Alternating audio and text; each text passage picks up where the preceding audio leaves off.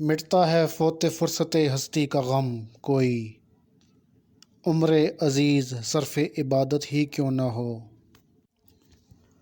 ہر انسان کی زندگی کا ایک عظیم مقصد ضرور ہونا چاہیے۔ زندگی صرف ایک بار ملتی ہے، یہ سانسوں کی لڑی ایک دن ٹوٹ کر ختم ہوتی ہے۔ اس طرح انسان دنیا فانی سے ابدی آخرت میں چلا جاتا ہے، جہاں کے لیے وہ تخلیق ہوا تھا۔ بلا شک و شبہ خالق کائنات نے انسان کو اشرف المخلوقات کی حیثیت سے اپنی عبادت کے لیے پیدا فرمایا، مگر اس کے ساتھ ساتھ اسے علم سے بھی سرفراز فرمایا۔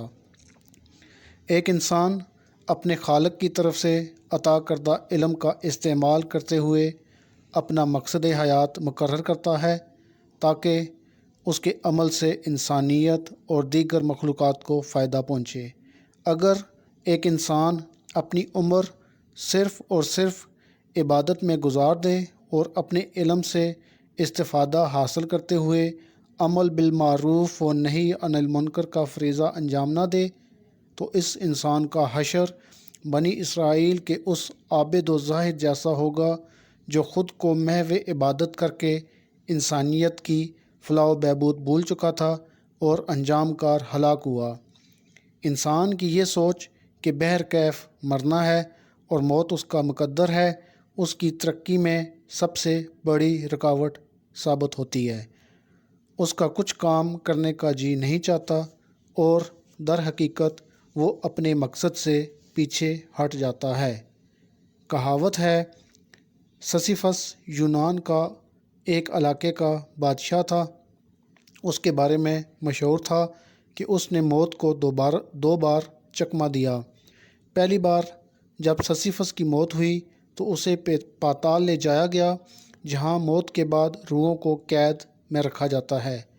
سسیفس نے بڑی ہوشیاری سے موت کو قابو کر کے زنجیروں میں جکڑ دیا اور خود وہاں سے فرار ہو گیا۔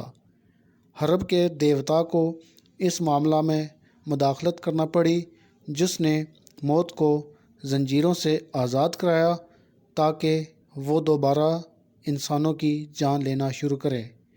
دوسری مرتبہ جب سسیفس کو پاتال لے جایا گیا تاکہ اسے موت دے کر اس کی روح کو قید کیا جائے، تو اس نے دیوتا حرب سے التجا کی کہ اس کی موت کے لیے اس کی بیوی نے کوئی قربانی دی اور نہ ہی چڑھاوے چڑھائے۔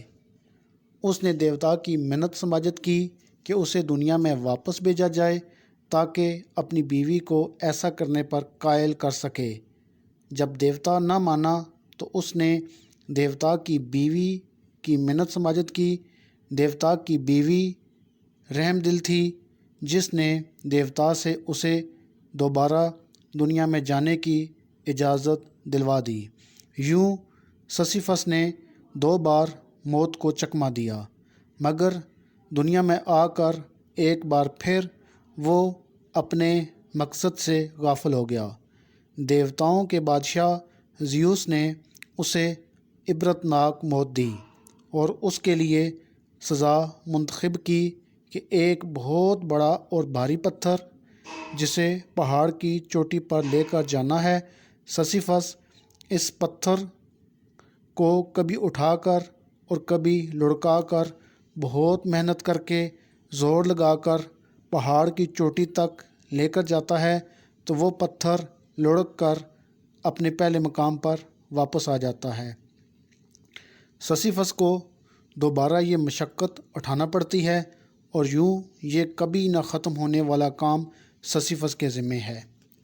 ہر انسان اپنی سمجھ اور فہم کے ساتھ زندگی کو نام دیتا ہے اور زندگی کی معنویت پیدا کرتا ہے، مگر المیہ یہ ہے کہ موت کے ساتھ ہی اس کی زندگی کی معنویت کے سارے مطلب مٹی میں دفن ہو جاتے ہیں۔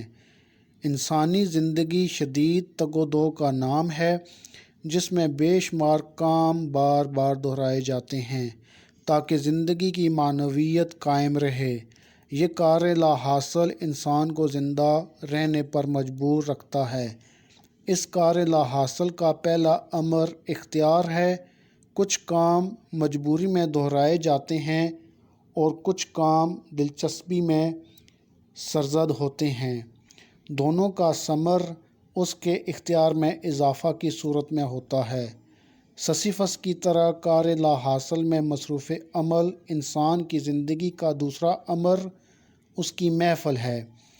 انسان کو اپنے ارد گرد حاسدین اور جانساروں کی پہچان ہونی چاہیے۔